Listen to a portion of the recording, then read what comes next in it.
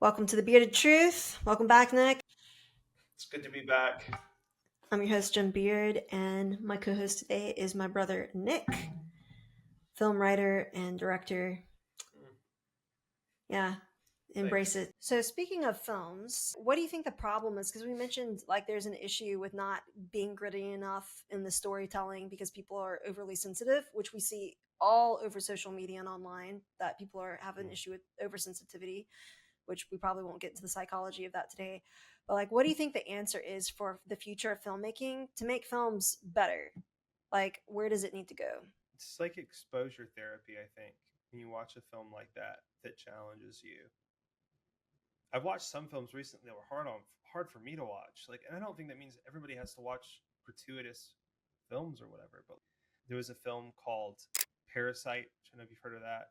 These I've heard about it. I've heard great things about it, but I haven't seen it yet. Yeah, man. It's just I don't want to ruin any of the story, but Mm. essentially it shows the poverty in Korea and like the stark contrast between the upper class and the lower class, and then some of the things that the lower class people have to do to survive in their Mm. environment, and like the way it kind of pushes you to be a little bit more animalistic in your drive of survival. Oh, and interesting. and that is okay already, like a kind of crazy concept, and the way they delivered it was even more Mm. shocking. And so it's like I think films like that, and just films in general, have the ability to strike at the heart of people. And again, it doesn't have to be this gratuitously violent film. It could be a film like Christopher Robin is one of my favorite Oh films my that does gosh, that's this. such a good movie. Like, That's people, such a good movie. you're gonna I thought it was a horror film when I first saw the trailer because Booger looked so scary. That's funny. He was terrifying. Then we all watched it on the plane together, and everybody was in tears. I mean, I wasn't Oh, really in that moment, but it oh was man. so good. I have to stop from sobbing on the plane. I was just like, But what wow. made that film so good? Like, why was that a unique film To to you? me, to me, it was like the character. I think it was part of that, going back to like that.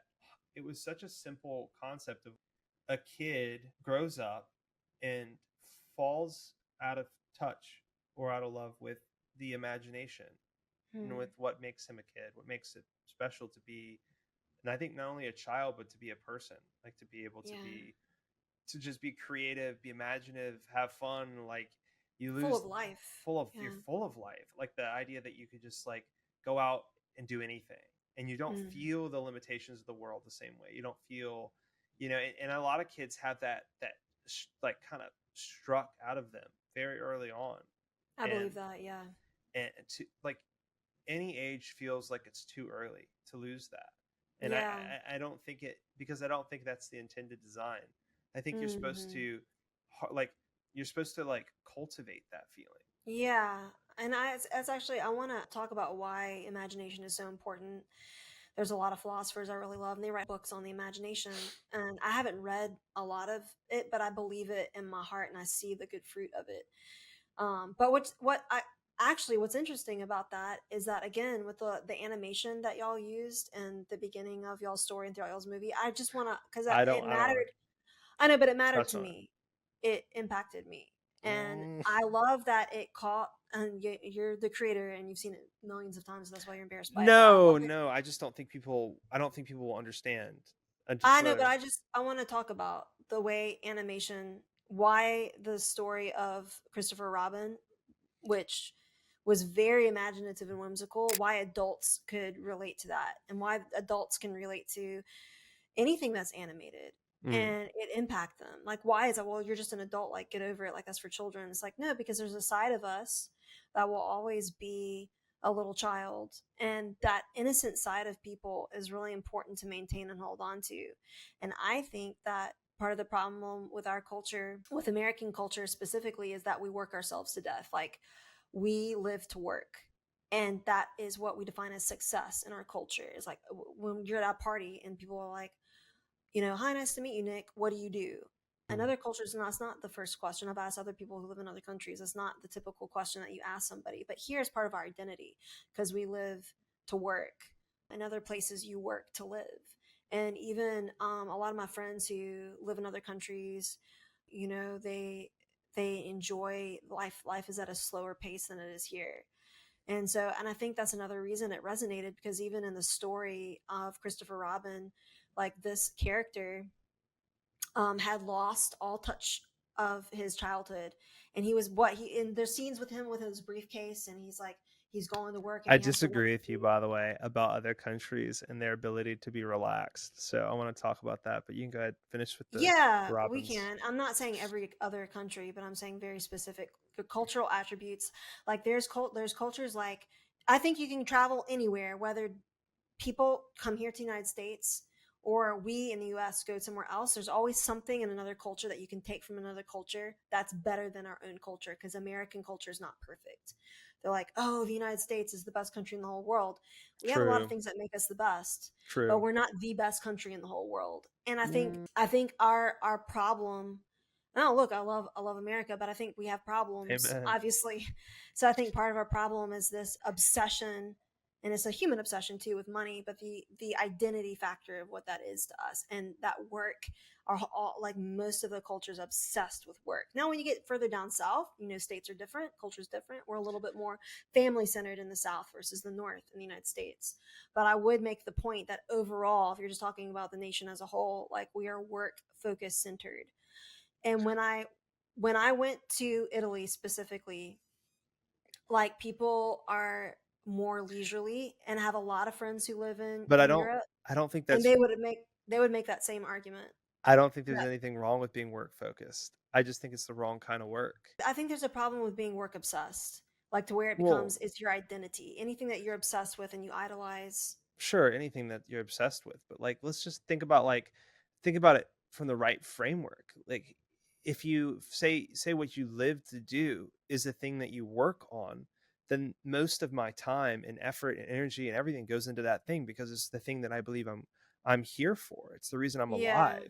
So it's like I don't mind if you put me through the ringer on writing because I love it. That's my passion. I think that's different though, because I think another. I have friends that would disagree with this, but I think there's a difference between just going to a 9 to 5 to crank out a paycheck versus going into your studio to do the very thing that God has designed you to do. Because I think there's also a beauty of being responsible and going to work so to provide for your family, your household, whatever it is, and there's sacrifice in that. So I'm not downplaying that at all. I'm not Hmm. downplaying the fact that hardworking people are admirable. In fact, a lot of the Latin culture, their focus is work, and their focus is success to them is doing a good job at your job, and then family is a very, very, very close second. Yeah. And I think it's kind of cool. But I just think that there's balance to it, and I think that there is a difference between vocation and just a 9 to 5 job where you're only doing it for a paycheck. Like I think your goal as an artist and a writer is not just for a paycheck. You can correct me if I'm wrong, but it seems like your goal is to glorify God with what you do because you feel a calling to be a writer. Like that's what God created you for. Yeah, I think it goes. I think that inception of things, as beautiful as that sounds, almost starts too late. Like I think my soul was meant for for this thing. Like I think Yeah, before I ever was, that's what I was supposed born. to do. That's before you were born. You felt like God had created you I for I this. think God knew who I was before I was, Mm, and he respects that to the point yeah, where like he's not pushy and he doesn't shove people into their callings or destinies, yeah. but allows them. And there's like this really Allows them to choose. beautiful give and take and chase that goes on with you being able to do what you want to do, but then when you need him, he's there to help you kind of bring you back, and you're just kind of like you know but you're allowed to live the life you want to live. And I think that's why those, going back to the 9 to 5 thing, I think it's really admirable when somebody works really hard, and especially when they do it and it's not even something that they love. But there Mm, can be other things that you love that give you the drive to get through that. and yeah. and so so I don't think it's that people are too work focused. I think it's the reason you work has to be has to be more important than the work itself. Mm. It can't, Yeah, and that's the thing. not the There's a thing you balance get to from it, that. but the reason that you're Right. doing it. Yeah. Yeah, I think it can become kind of like a slave mentality, a slave culture when you're bound to the one thing, and it's not God, you're not doing it for, all the right reasons, and you lose part of yourself in that. You get so entrenched, you drown in it, and you're like, I've, like you feel like I've used this before in the past, like you feel like a little hamster in a hamster wheel, and you're just like, you keep going. And a lot of people here don't even take Sabbath seriously. Like they're not resting on a full day. And I think it's breaking people, and it's going to break you emotionally and breaking the soul. And I think that's what you see in this film is a character with Christopher Robin that got so caught up in trying to be the successful businessman and caught up in his adult life that he completely, allowed part of his childhood soul imagination to die off, and Mm-hmm. or he shut it down so hard that he wasn't fully alive anymore. And I think that's what we're missing. And that's what made that movie to me so incredibly emotionally, I Mm. don't know, impactful. Well, it personified the idea of the child with those characters, with the Winnie the Pooh and Piglet. So you got to see the inner child expressed in them as they're speaking to him, and their emotion is caught up in us. And that's why I think like it's the exact message you were talking about, but by personifying the inner child in all of us, it gave it a voice. It gave Mm, that and so whenever they speak and they tell them something really sad, like, are you going to go away, are you going to be gone forever, and stuff like mm. that, and it's like, oh man, like I'm Yeah, gonna no. start crying just talking about it. That to me like is the question that we're all asked. Yeah. And I just I think that I don't think you have to do that. I don't think you have to go through Hmm. life like that. And Right. and that's why I want to, it's almost like I want to reach out to people and just tell them like, hey, like the thing that there's something out there, if you haven't even found it yet, that you knew as a kid, that you've known forever, that you love, and you're going to find it. and Mm. and just pursue those feelings and find for yourself in this world the thing that you're meant to do. Yeah. There's It's like the writing, the art, the mathematics, the amazing talents that people possess, and the abilities Yeah. that they have to and you see it. And that's what I love about these podcasts, that people can come on and talk about the things that excite them. I think Joe Rogan Mm. had at one point like a beekeeper on. I don't remember her name, but Oh, that's neat. she was just like she was just intimately fascinated with Yeah. everything that has to do with bees. And you're like, I personally don't, but what enamors us with those is those things is like, because there's something about that emotion that is Yeah. just that is uniquely human. Like every one of us has that, and it's for something, and it may be for a lot of things. And I think that's where some people get confused. It's like, well, I don't have that one thing. And it's like, maybe there's a lot of things about life that draw you in. Maybe it doesn't have one name, but maybe there's just like, you can't even describe it as well as like, but when I do this thing, I come alive. When I do this, I find like the world's okay. Yeah, that right there. And I think everybody has something that they're born for, even from the world's eyes, if it's like you said, not that interesting or not that important to our views, but it's important to that person, like the beekeeper. And he actually interviewed someone else that was very similar, that I remember really striking me as interesting. Again, with the story of like finding your passion and your vocation, she had some big high-end job. I think she was in a big city like New York, and she just was getting drowned in it, and she just felt tired and worn out, and like the hamster wheel thing, like going every week. So I don't know if she was in legal work, it was something like that. And Hmm. then she actually, this is an interesting story, because she actually went on a trip with some friends to an island or something, and they were fishing and swimming in the ocean, and she had actually had a fear of drowning, like fear of swimming, since she was a child. She had an incident as a child, and she ended up overcoming her fear on this trip. Not only did she overcome her fear, she found her passion, and it was spearfishing, which is like to go from a city being a lawyer or whatever, and then to find your passion living off like the coast being a spearfisher. Like that's crazy, dude. And so her whole life now revolves around fishing and cooking, and she wrote a whole cookbook, I think, this past year. And I'll have to throw up her name in some B-roll, but it was really cool. The great parts, though, about this is that I got to see the world. I traveled in insane locations. I spent 6-7 weeks in Africa to live in a fishing village. I went into the South Pacific. I went to New Caledonia. I did insane stuff around the world that it's just brought me so many things and so many amazing things. I would definitely not trade it for anything in the world. That story inspired me, not because I like swimming or fishing, but because it's like We have this one life and this story that we're entering into, and not to waste all the pages on every chapter and doing things that are draining in our soul, where we feel like we're like literally drowning. I bet people listening to this could relate.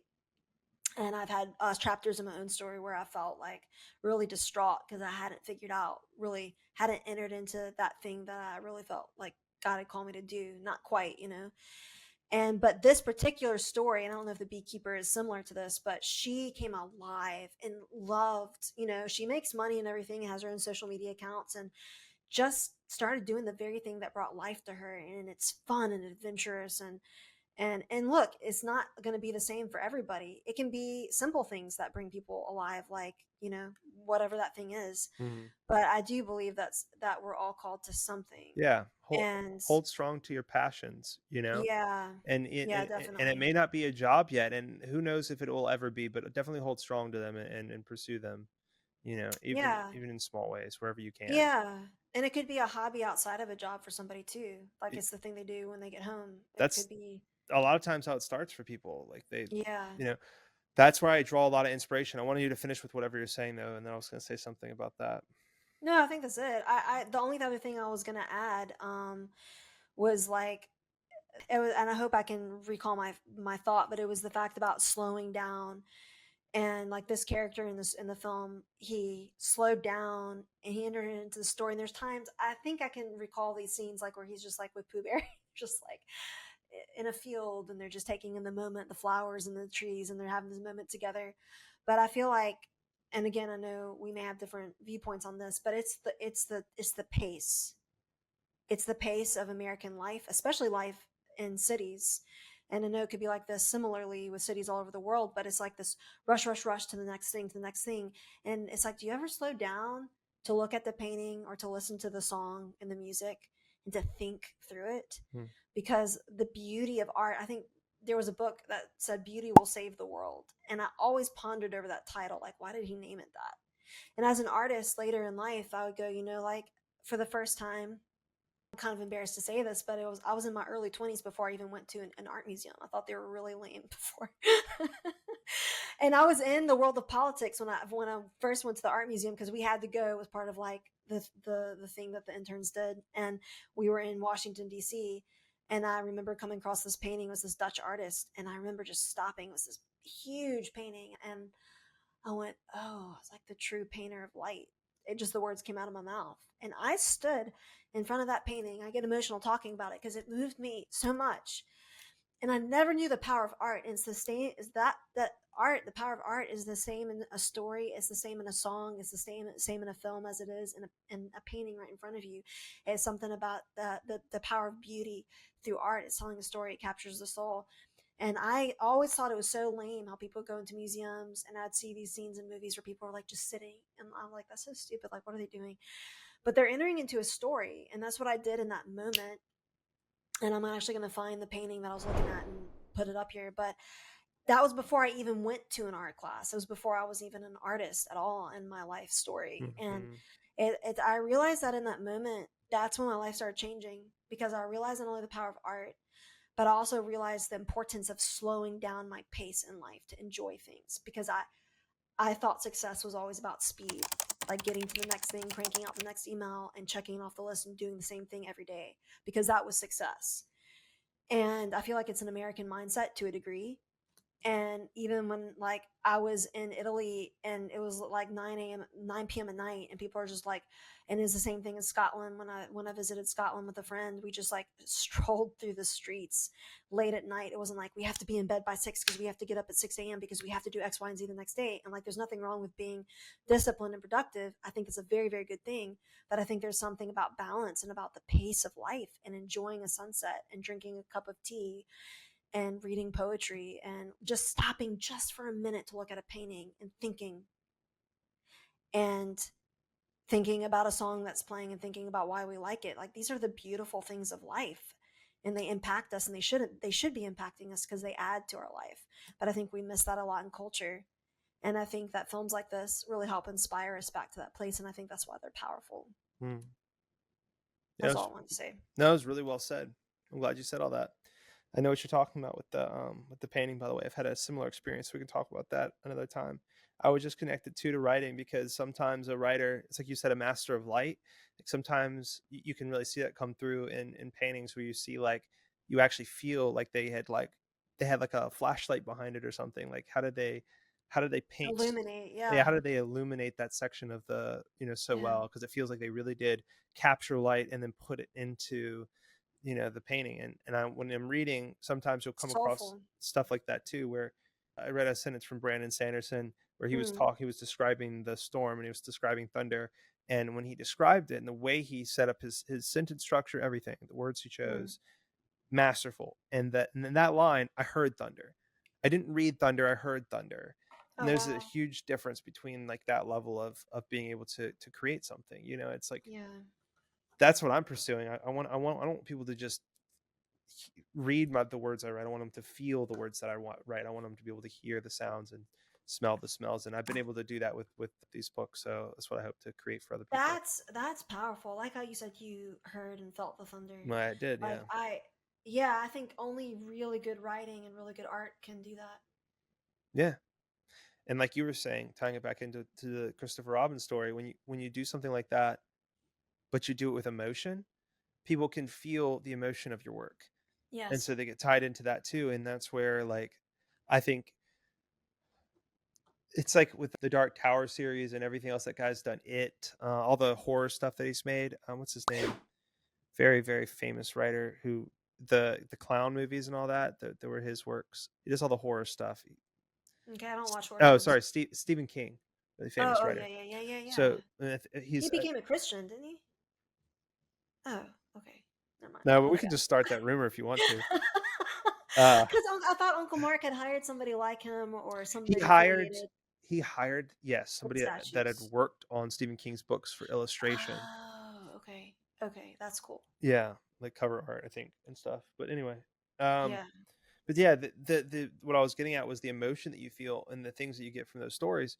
Well, a lot Mm. of that is just horrific, And I'm not saying that there's horror doesn't have its place because you need to be able to, like we were talking about before, face the horror. Darkness in the story. Yeah, darkness in a story has its place Yeah. for sure. But Yeah. but it's Yeah. like if all you get from a story, and this is the way I felt. This is why I stopped reading. And I'm not trying to take jabs at anyone. I'm just saying like I think that we need. Well, I guess in some ways I am like you need light. You need light in the world. You need this balance. Yeah. It's tough to do that because it's tough to master. It's like the Avatar, but you're mastering different elements, and one of them in the motion that you put into your story is love and joy and peace, and that these things that like that come from the Father. And so if you're, of course, when you're trying to add that into your story, the reason I stopped is I get emotional. And whenever I try Yeah. Yeah. to brush through something like that, I'll get like emotional and like as like a check of like, that's important. So when you're trying to put that into your story, it becomes this, it can almost become like a burden to you because you're trying to place something somewhere to help somebody else when you don't necessarily feel those emotions. You need to be able to be in touch with those emotions too as a Yeah. writer, and it's going to go into your work whether you realize it or not. And so that to me is like that's the mastery of it, is being able to understand all of these different emotions and all these different feelings and all these different things that happen. Like you don't want just the horror, you don't want just the sadness. You felt those things, but you want the joy and the peace too. Where does that come into your Mhm. story? And how do you get people to feel that? And that's important because when somebody's reading something like we were saying, like they need to be able to feel like it's real because Yeah. those emotions are real, those things are real. And when they feel that, then they have this, it's like you said something else too, like beauty can save the world. Yeah. And so when they feel that, that's that thing that's unique, that's uniquely human, and it brings us all together. Yes. And I think that the world just has become so desensitized. And like you said, also afraid of the difficult things and afraid of facing the inner demons and challenges. And so they don't want to confront it, and they definitely don't want to go back to their childhood, and so they just press on. They become hardened over time. And I think that's part of the beauty of telling stories, through art in a really powerful and deep and meaningful way that's missing in modern storytelling and especially in American filmmaking. And I think that needs to be brought back. And you said something to me in person about, I said, what's the best way to move forward with American filmmaking, and you said by going backwards. Like, Mm-hmm. what do you mean by that? When me and my friends are choosing, me with one friend of mine, Mac, we watch films together all the time, and anytime we're picking a film, we tried 10, 20 years back usually is like the standard for choosing a film, because well, the older films were uniquely in touch with those concepts of character creation and the emotion that they drove, and they had to be creative too in a lot of ways, because these older films didn't have the same kind of unique like special effects that we have and all kinds of like new film techniques, so they had to be more creative about it. And so they would get into the you saw this in the Lord of the Rings film is a good example, where instead of just Mm. everything being CGI compared to the Hobbit, they had to go in and Yes. create all these costumes and all this makeup design in order to make the thing. Meticulous. It was the detail was amazing. And I'm sure it was a pain in the butt, and I'm sure these artists spent hundreds of hours creating this stuff. Yeah. And the end result was something that Real. felt Yeah. real to us when we watched Yeah. those films that was lacking from the Hobbit. And I think Yeah. that contrast is important, because it's like, Mm. why did that feel fake? It's not like the CGI was bad.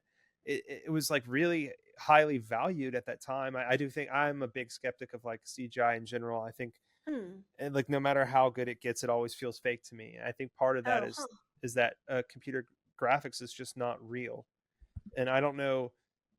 I have, however, watched really good computer graphics where they were able to capture the emotion of a human playing a role Mm. and crying, and the voice line spoken by a real human that moved me, just like those little animated animals, puppets moved me.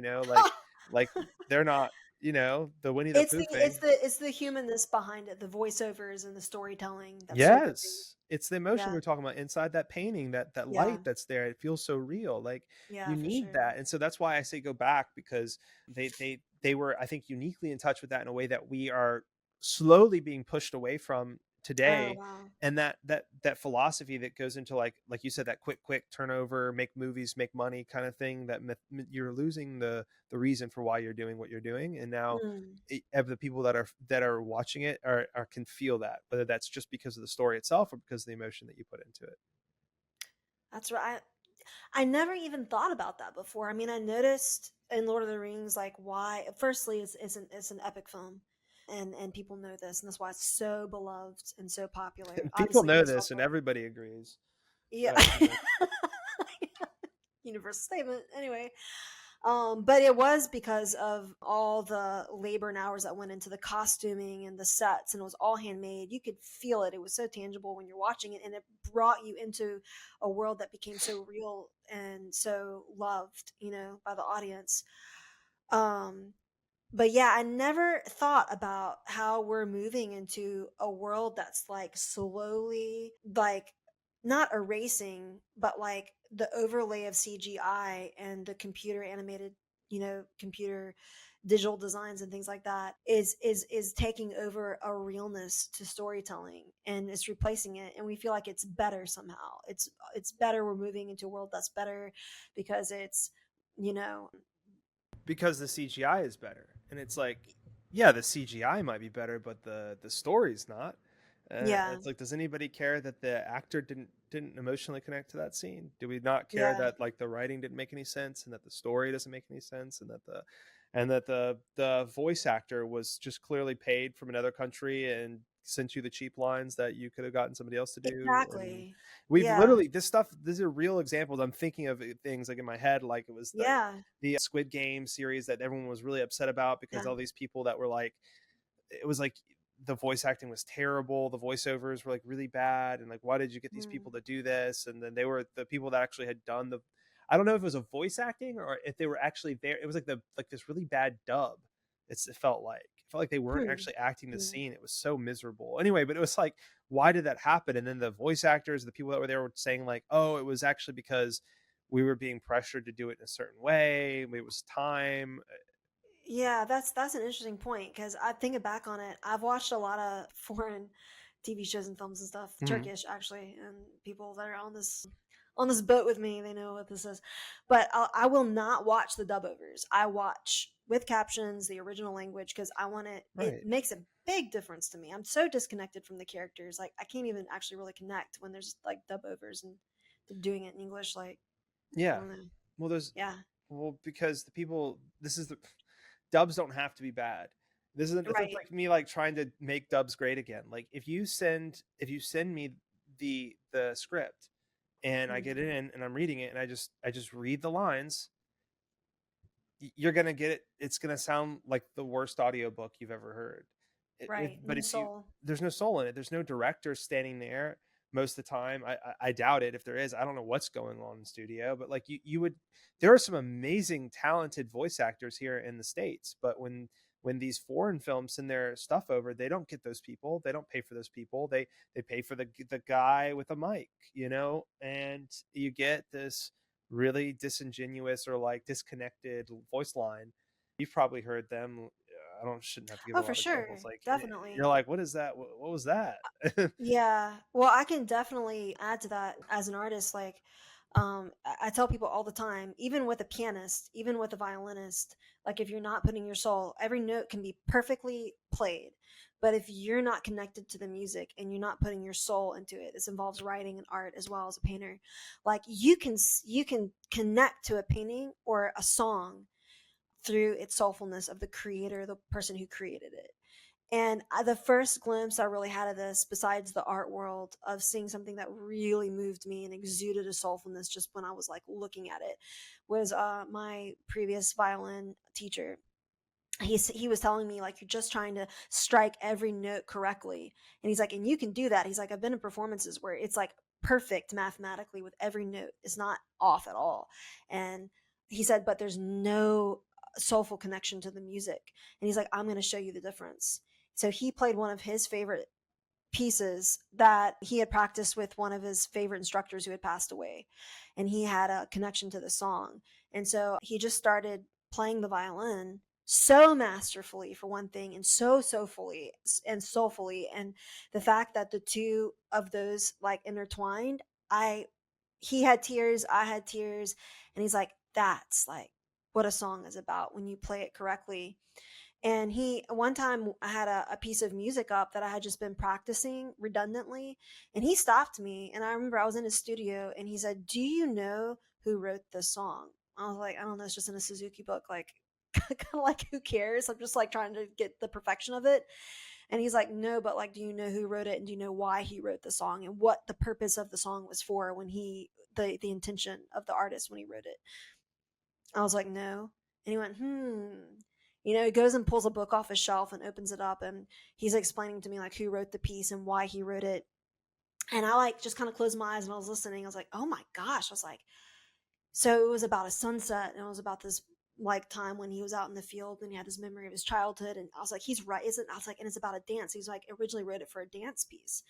I was like, I was like, and the way he described it, I remember saying, I was like, that sounds like the best bottle of wine, the complexity of taste and the story behind it. And he's like, sure, you could compare it to wine. And I was like, I didn't realize. He's like, connect to that. He's like, connect to that when you're playing this and tap into that. And then you'll find the soulful connection to this art piece. I was like, I had never, ever even thought about that before. So, and I think like that's what makes good art good versus just mundane art without any soul to it. I'm an unbeliever. I don't think that it applies. I'm sure it definitely applies to music, but I'm disconnected from that world, so I don't really understand. You know? Well, I think it's the same like when an author is, or I know for a fact, a painter for sure. I can tell you that firsthand. But like when you're writing a story and you're putting a piece of yourself into the story, whether it's like your own experience or someone else's, you feel the brokenness of the character. Maybe you weep when he dies. Like, why? It's just fiction. He's not real. Why cry? Like, why cry when you read a story that you and a beloved character dies? Like, why? Like, that's so stupid. Like, why even have any emotion to it? I think it's the fact because it's a part of a connection to something in our heart with our own human experience, Hmm. and connecting. And if the author is totally disconnected from that and he doesn't care, I think my theory is I think you can feel that when you're either watching a story play out or you're reading a story. You can feel it. And like you said, you could hear the thunder when you're reading this. Like, and by the way, Brandon Sanderson is a phenomenal writer. And there's a difference between like reading at a surface level and you can just throw it down and you're like, it was an okay story, it's a decent story. Is all writing equal? Is all art equal? Or do you fall in love with J.R. Tolkien and Brandon Sanderson's work and you immerse yourself in the story and you feel so connected to these characters? Is it what makes these authors so different and distinctive from other authors? The same you could say for artists and musicians, that what makes something better than others or more easily connected to than others. Yeah, there's a lot of things though that go into that. I think you touched on a few of them. I definitely think it's the emotion. And the talent, obviously, like the talent of an artist and his emotional connectivity, because you can have a very soulful person that's not a great artist or writer. Right. That's to me why when you were talking about the music, I think that was my disconnect, because I was like, you were like, if you play it perfectly, it's not going to be good if it's not emotional. No, And I I didn't. was No, thinking it's like, good. I'm saying the difference between good and great. Good and what makes something excellent is the soulfulness, I think, of it, plus the mastery of the art itself. they say that in it was an anime I watched. It was a slice of life anime where a kid plays the piano, and they were Uh-huh. saying that he was like a machine, where like basically he could memorize any song and he would play it perfectly, like he wouldn't miss notes, and so he would like play all the songs, but he would Mm. like regularly like score lower marks than some of the other musicians who were messing up or making mistakes. I should be just making up this entire story in my head, but I'm like 99% sure this is a slice of life anime. Anyway, he gets to the songs, and then like the whole story was basically like him like being unable to connect emotionally with the pieces. So even though he was Mm. playing perfectly, he wasn't moving crowds, and it wasn't like, Interesting. yeah. So I don't know. Maybe that is real. I assume if I connect it to art and I connect it to writing, I can understand what you're saying, but it's like it's more difficult for me to accept that because I'm not as involved with music, so I don't realize, I guess, the I think it's all art. I think that's what makes something truly beautiful is the mastery of your field, your craft, and plus the soulfulness and the imagination you inject into your piece. And I would have I thought would that would have been like go the ahead. writing. I'd have thought that been like in the writing, like when he was writing the song, or Uh, in the in the vocalist. I could obviously you can hear the emotion in someone's voice. Sometimes mm, they'll cry, like while they're singing, and you're like, geez, yeah, it's yeah, like, yeah. you can obviously feel that. What a baby. And then like, but when you get to the musical chords of it and you're just playing it, it's like, to me it's like that Mm, should sound good, and you're agreeing, like it'll sound good, it just won't yeah. like move somebody if it's It not won't like, move somebody, and it's like that actually opens up a great topic because it's like if you're mathematically playing the notes correctly, like that should be enough because it's just like you said, it's not a voice, it's not a human voice coming through. So that's actually a very interesting topic because now you're talking about the spirituality of something. which we're gonna have soon, because of all the AI generated stuff. You're gonna have like songs, all this music that's just originally created by robots and no humans are Oh, involved at all in the artificial intelligence, I should say. So yeah. they already have that AI generated songs. So I'm Oh, shoot. curious if like people will emotionally connect to these songs made by AI, or if it'll be like a disconnect. Is that going to be the way that we can tell other songs apart? Like humans are going to just like feel emotionally different about AI The stuff. robotic, the robotic symphony. Ugh, gross. Well, Can't even think about it. I think one of my favorite pieces that I actually cried to most recently was it was a Schindler's List musical piece. And they had a person in the orchestra whose family member had been in a concentration camp, I believe. And she may have had like a clarinet solo or something like that. I can't really recall. I would love to link a clip or play a clip of that, but oh my goodness, like it was so incredibly moving, and you're like, it was just so the simplicity of the piece, and it's like, well, why did that affect me so much? Why does this song, and some, by the way, some of those musical scores in Schindler's List are poignantly like beautiful and moving to the soul, and I don't know, it's like why, but this particular live version of that song and the person who played it, why did that make me cry, like, um it's so those are good questions, like how is it that um what makes a piece of art like truly excellent and moving to the soul versus things that don't stir the soul at all, and is there a spiritual component to to art making? The music from Schindler's List may have been moving, but the movie itself was boring. Ha! I'm gonna confess I have not seen the movie I yet. yawned while you were talking, and that made me laugh Yeah, I because was like, what is he smiling at? that's because I yawned, and I didn't mean to yawn, but I was like, yeah, I have to rewatch the film to do it credit to do it service, because I didn't watch the full thing the first time. I watched like half, and I was Oh like, gosh, it was that boring? yeah. Oh wow. But I think back in the day, that was like art, like that was like the thing with Schindler's List, Yeah. because it's Yeah. like 3 hours long or whatever. It's like super long run time, and like the film meant for like an intermission or something, and then there's just like, That's too bad because like the music apparently was really good. So yeah. So what film covers that's like any historic film covers a point in history that you really liked or that was impactful? I was more emotionally connected to The Pianist, which is the same time, Hmm. period, and um, I just think I don't know, it was slow at times, but I was more emotionally connected to the characters and Hmm. everything that was going on. Again, like I have to go rewatch Schindler's List. I know like everyone's gonna say I'm wrong, so like maybe I am, but I like think there's okay to having difference of opinions, but especially when it comes to art, like what you find emotionally stirring mm, and what someone else does. I mean, there's such a thing as a standard of beauty and excellence right, in art for sure. Especially, yeah. yes, it's a worldview thing. But yeah, But I was just yeah, personally like it's not interested. But like that doesn't mean that like the movie wasn't good, and so like I do want to go rewatch it and like maybe have a different take on it now because I'm a little bit more patient. But yeah, yeah. Well, I was just talking about this particular music, I want to go back to musical piece. I want to go back to your other question though. You said something about like is there another movie about a time piece? Which is Yeah, is there a period piece? Is there any story about history that really resonated with you? You're like, this was really well done. no, they're all boring. I can't think of a single history or piece. No, no, they're all bad.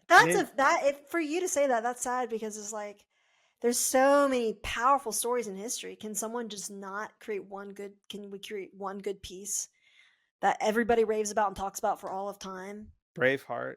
Uh, Okay, all right, like good. I like that. Gladiator is actually based on a real story. I It's love the Gladiator. Love. very not like actually what happened, but like same for Braveheart. It's like they It's not historically accurate, but neither of them are, but enough so that it was still fun. I I think when you try, I think the problem is the strict legalism of trying to follow a historical tale where you're like this has to happen because that's what did happen, and okay, I you're have one. tying their hands creatively, and I think that's why maybe.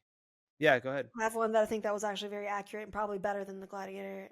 Um, is Wow. Passion of the Christ. Okay. Yeah, you always do that. There you go again. I can't disagree with the point you made because the last thing you said. So It's about Jesus. yeah, I can't But disagree. no, there can be plenty of films that were terrible that tried to do the life of Christ. There's plenty in the past that were absolutely atrociously bad. And that's well, yeah. I didn't like them personally.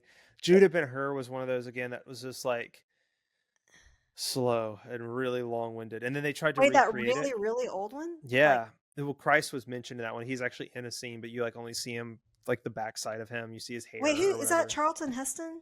Is that Oh my that one? gosh, do you actually know the name of the director? Yeah, because I think I rented it from Blockbuster as a kid a lot, especially when I was Judah sick. I just rewatched Ben-Hur. it. The lead character was super, super cute too. Uh, I like the classics, man. I grew up on them. apparently, Is it Charlton Heston? yes, it is. Yeah, I was wondering if you. I was like, dang, have you seen That's that? the actor. Yeah, yeah. It Oh was wow. made in Yes, old. 1959. That was a good film. That was solid. Okay, yes, in Back then. 1959. Yeah. And look, there are things that are still good about it, right? I never knew you saw that. That's so yeah. funny. I watched this with with Dad, I think, at one point. But I can't get over it. There are certain things that are just unforgivable these days, like. Yeah. And it's sad, and part of what's sad is because it really is like for what they had, it was great. And Yeah. I had that's why Mac is always trying to get me to watch older films, and I have a cutoff. It's like anything behind 1970s is just like, oh, dude. You go black and white, and then you go like Yeah. the There's some action. good ones though. Oof.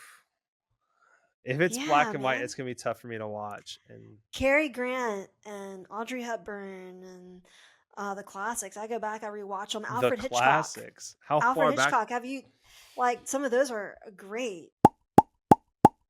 Oh gosh, yeah, we had to They watch have some some of really those. good storylines. Like it, yeah. I guess it's just like you watch it knowing like this is a classic. It's much older. It's black and white. You go in with that mentality. But yeah, these are Hollywood classics, man. These are some of those are really really good. It was really really boring and long. Hey, Like this is coming from somebody who watched Charlton Heston. Okay. I warn you. No, I warn you. I like Ben that you're saying Hur. the actor's name. That's Yeah, Ben Hur. You like He's that an- film he's for a different ancient. reason. He's ancient. Okay. And you liked it. I didn't. As a kid, I thought it was okay.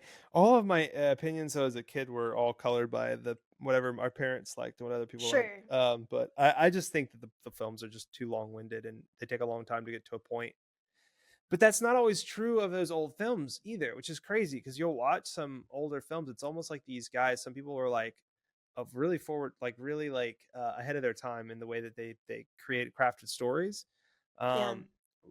The one good example is not actually a film. Well, I do have one good film. One is Alien, which was 1970 something. Might have been right before Star Wars, but it was a sci-fi film, and it was awesome. Like if you go watch it, it's like they did some of the set tactics or techniques that they used were just like made the spaceship actually look real. Because I've also watched some really old stuff that like had spaceship and sci-fi stuff that was like really silly, goofy, like special effects that just like are like they're laughable now but like I remember growing up and us creating our own like spaceships and stuff with all the buttons. it's about Like, that so bad. it's It's not much better than that. Yeah, Like, yeah, it was about the same as the set back then. it is little light blinking. Yeah, you need a lot of imagination to watch those films to get into it. Like a beer or two helps. So I watched the blinking light ones and then go watch Alien and tell me that movie's still not like kind of scary. So go watch that. Okay, I haven't seen it. Go watch Alien. I think it's worth the watch. It's still like it's fun. The writer that I like his name is Graham Greene. We're going to be doing that book soon for my book club. It's called The End of the Affair, and it's so Write good that down. because the book moves at a fast pace. Even his writing is like super snappy, and he just like every line is like important, and he'll drill in these details and stuff that you don't normally like see in a lot of modern day writing, but he's getting it in quick. He doesn't have to spend 3 pages on the way that the garden looks as the sunshine hits it and all the daffodils and dandelions and like name a billion other flowers. Nobody cares, bro. Like some of it's beautiful, but then some of it's just like so long-winded you can't get into these old books anymore. I think we can't get into it because of the way we're programmed now, the way our mind takes in information, and he probably knows that. Okay. No, but Graham Greene died a long time ago. This is a very old my bad. writer. I don't know who Graham Greene is. I'm sorry. I really hope I'm getting this author's name right. It's definitely Graham Greene. I'm 100%. I'll lock in Regis' final answer. Graham Greene. Okay, I can caption if there's a mistake if it's not Graham Greene. It's going to. Your caption will show that I'm right, but it will also show. I would like in the caption, please put how old this guy is. Throw a photo of him up somewhere, and like how old he is, like how long ago, because it was a long time ago. I don't remember when, but hold on. End of the Affair. I can look it up. Long enough ago that you could argue that he had the same thing going on at his time. A little slower type things were easier back then and all that, and we listened to the radio and we didn't have a whole lot of entertainment. No. So he had that going on, but he still wrote like this really fast-paced, fun book. Graham Greene. Graham Greene. End of the Affair. There you go. Oh, it's a movie. They made a movie out of it. I'm sure they did a great job. 1999. I don't know about this. Oh, I'm sure it's amazing. So sure. And then you watch some film. No, and I'm not going to go in there. I don't care. It's fine. Just look. The pacing is great. The pacing is great. And my point is, you don't have to be long-winded. I do like reading some things where like super poetic and they spend a long time describing something. But then you'll read something that's like just simplistic. Like you'll read like one line and you're like, that's such a beautiful line. It didn't take him 1,400 words to do that. He did it in 6, but he did what the other guy did in 1,400. So tell me that's not better. Like No, there's definitely something to the power of brevity in writing for sure. yeah, like again, being able to do that is impressive. Like some of these Mm. writers, I really learned from them because of their ability. Some of these older writers, their ability to write something that to describe something with far. This is a perfect way for me to be stumbling over this with more words than we could ever use. Like their vocabularies had a depth, and mine clearly doesn't right now. And they'll spend like these 3 pages describing something, but they could describe a garden for 3 pages. Like you can't do that. I can't do that. I'll describe a garden.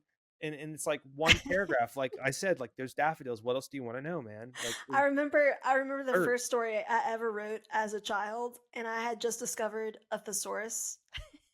oh no. And I thought it was so beautiful. I used every word. It's about this little slave boy who's trying to get like break free from this like really messed up civilization. And so I wrote all about like the tragedy of his tale, and I just used every word I could in the thesaurus. And mom, I like brought it to mom. I was so proud of myself. And she Aw. like starts reading it. And I like, I could, again, this is where it goes back from soulfulness to actual skill. I felt it. And she starts laughing. Oh no. She's like, what is this? And I was like, I got it. I from the thesaurus, mom. She's just like, Really? She wasn't even able I to be still remember that. graceful? It was that First, bad? it was the first story I'd ever written. Oh, that's sad. It's That's like, really burn sad. it. You should have did what I did. My first story I ever wrote, I cheated. I just copied somebody else's work, and I Oh, I wow. brought it to mom. I know this is Plagiarism, man. yeah. How old were you? Old enough to know it was plagiarism. I think I was like 11, 9. I don't know. And I brought it to her, and she was like, "This is really good. Did you write this?" Like, I don't want to call you a little cheat, but you're a little cheat. And I was like, I may have taken a few words of inspiration from somewhere else. And then Oh, she was no. like, okay, like this is not, you can't like just plagiarize stuff. And I was like, all right. And Segue into a moral story. yeah, so I went and I rewrote it, and I like used my own words and some of my own concepts at least, and brought it back to her. And she's like, That's funny. yeah. So, but yeah, she did not laugh in my face though, which was a plus. I remember this. I felt it. I was like, oh Yeah. wow, like this isn't supposed to be funny. It's not comedy. Yeah. Whoa, rough, dude. Anyway, But yeah. I do think that's important to be able to write that way, and to be able, to be able to write that way, to be able to have a shoot, I just And suck, have guys. no, I Help get me. it. Like to have, I think Help. it's like to close off it. We need stories. Um, yeah, we need stories that are real, that are gritty, Mhm. and that we can connect to. And we don't have that right now. And so I'm really looking forward to seeing what you and Nate create, and the film y'all are working, the script y'all are working on. I'm not going to give any information about it, but it is phenomenal, and Please it is don't. gritty. It's a little dark and a little gritty in the best way. And I'm really, really looking forward to seeing how that plays out on screen. Me too. As y'all begin production. But Nick, dude, this was a great conversation. So I had a good time. this was a good conversation. This was a good conversation. This is what me and Nick say when we have a good conversation. It's a scene from The Last Samurai, which I like. I feel it. I enjoyed that film. I don't care what anybody else says. I enjoyed the film. I rewatched it this year. I had like my margarita or whatever, my popcorn. I don't remember. And I just sat and because I don't give myself enough time, again, slow down to enjoy the things in life. So I just allowed myself to have a moment and watch a movie. I picked that movie. It had been years since I saw it, and I did cry. I cried. Oh, great. I thought I didn't, you had me on the ropes. I had no idea which way that was going to go. Yeah, like the flower, the blossoms, they're falling. Oh, It's like yeah. the gunshot wounds. I'm like, no. Oh, sorry. I just spoiler alert. Dude, you Dies. cannot do that. That's a sin. Spoiler. They all die except this just one. not doing that. It's in the title. have to say They call it The Last.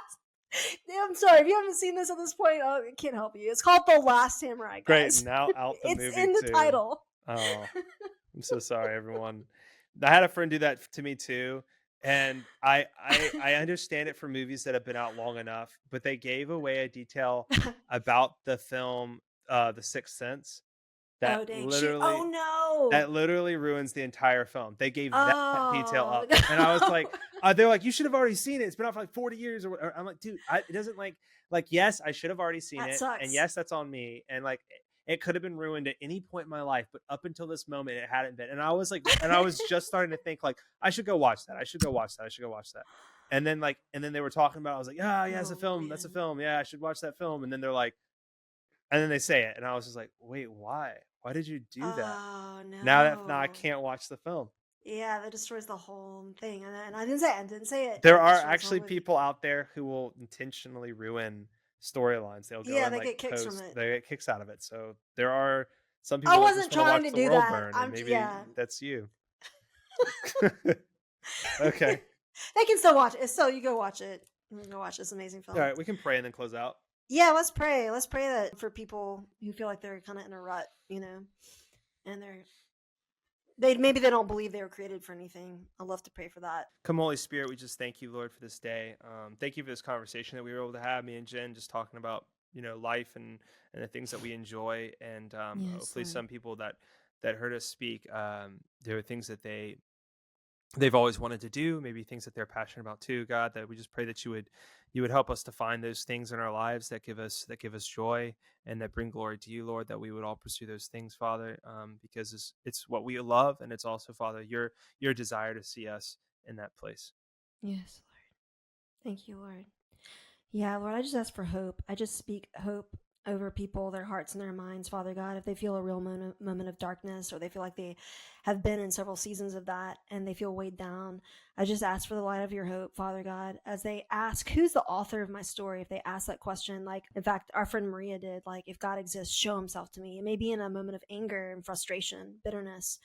But Lord, I ask that you come through for them and honor those prayers and reveal yourself to them, as I know you desire to.